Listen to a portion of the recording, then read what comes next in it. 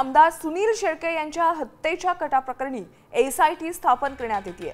आमदार शेळके यांना जीवे मारण्याचा कट रचण्यात आल्याचं पिंपरी चिंचवड पोलिसांनी केलेल्या तपासात निष्पन्न झालंय। दरोडा विरोधी पथकानं शस्त्रसाठ्यासह आरोपींना अटक केली, त्यांच्यावर कारवाई झाली, पण त्यांना नक्की पाठबळ कोण देतंय याचा सखोल तपास करावा या संदर्भात शेळके यांनी विधिमंडळ अधिवेशनात लक्षवेधी सूचना मांडली होती, त्यावर हे पथक स्थापन करण्यात आले। एसआयटीच्या संदर्भामध्ये पोलीस कमिशनरांचा फोन आला होता।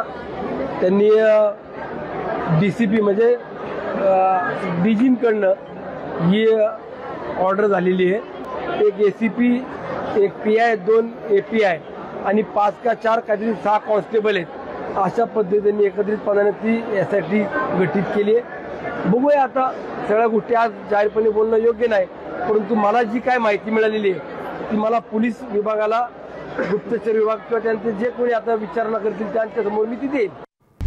आता isakal.com आहे देशातील नंबर 1 ची मराठी न्यूज वेबसाईट। प्रत्येक अपडेटसाठी isakal.com ला नक्की भेट द्या।